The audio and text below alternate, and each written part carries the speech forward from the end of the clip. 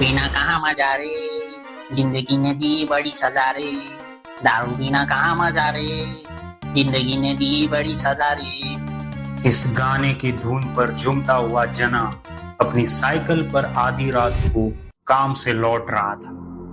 रास्ता बिल्कुल सुनसान था और कोई भी नहीं था।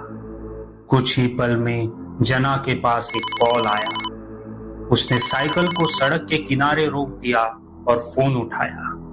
जी भैया जी, नहीं नहीं, बस रास्ते में हूँ। जी हाँ, बहुत जल्दी पहुंच जाऊंगा। ये कहते हुए कॉल कट गया।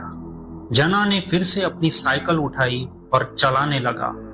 तभी अचानक उसने एक भयानक चीख सुनी, जैसे कोई आदमी किसी के पीछे भाग रहा हो। जना का दिल घबरा गया और उसके माथे पर पसीना आने लगा।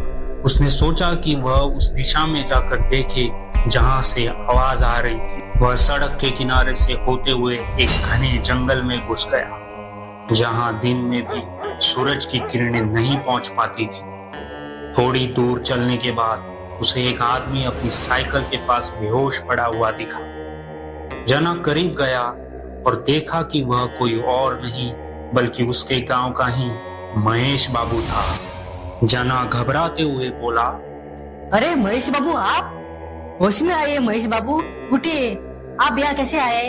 लेकिन महेश बाबू की तरफ से कोई जवाब नहीं आया। जना परेशान हो गया और समझ नहीं पाया कि अब क्या करे। उसने अपना फोन निकाला और अपने बड़े भाई को कॉल करने की कोशिश की, लेकिन उस जगह पर नेटवर्क नहीं था। जना जंगल से बाहर सड़क पर आया और फिर से अपने भाई को कॉल करने की कोशिश की, लेकिन कोई फायदा नहीं हुआ। आखिरकार जना ने अपनी साइकिल उठाई और तेजी से अपने घर की ओर चल पड़ा।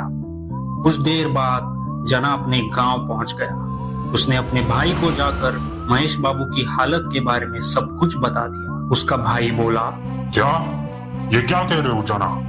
कल सुबह ही तो मैंने महेश बाबू को सही सलामत देखा था और तुम कह रहे हो कि वो जंगल में बेहोश पड़े हैं।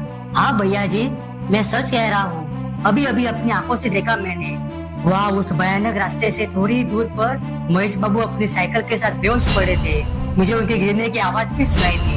ठीक है, चलो फिर जल्दी से चलते हैं वहाँ। दोनों जना और उसका बड़ा भाई अपनी अपनी साइकिल लेकर महेश बाबू को बचाने के लिए जंगल की ओर भागे। लेकिन जब वे उस जगह पर पहुंचे तो देखकर हैरान रह गए कि महेश बाबू वहाँ नहीं थे। जना का बड़ा भाई बोला, जना, आज कौन सा भांग पी कर आया है तू? यहाँ तो कोई नहीं है।